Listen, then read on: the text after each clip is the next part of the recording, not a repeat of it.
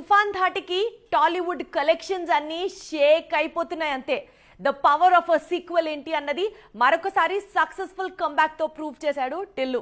దీంతో పాటు ఆల్రెడీ ఒక పాజిటివ్ రెస్పాన్స్ రావడంతో కంబ్యాక్ చాలా గట్టిగా అనిపిస్తోంది. అండ్ అలాగే డెఫినెట్లీ మన డీజే టిల్లు 100 కోట్ల కలెక్షన్లపై కన్నేశాడు అంటున్నాయి ట్రేడ్ వర్గాలు.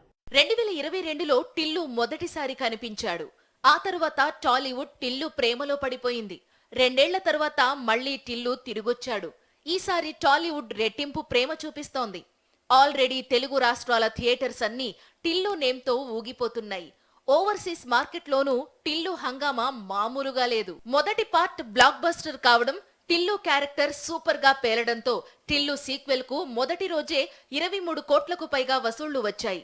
దేవరకొండ, నాని, రామ్, నాగ చైతన్య లాంటి యంగ్ హీరోల మార్కెట్ రేంజ్ లో ఇప్పుడు టిల్లు ఎంట్రీ ఇచ్చేశాడు. మొదటి భాగం రిలీజ్ అయినప్పుడు 30 కోట్లు వచ్చాయి. ఈసారి టిల్లు టార్గెట్ 100 కోట్లు దాటే అవకాశాలు కనిపిస్తున్నాయి. సంక్రాంతి సీజన్ తర్వాత టాలీవుడ్ ఒక బిగ్ బ్లాస్టర్ కోసం చూస్తోంది. ఆ లోటును టిల్లు స్క్వేర్ తీర్చే అవకాశాలు ఉన్నాయి.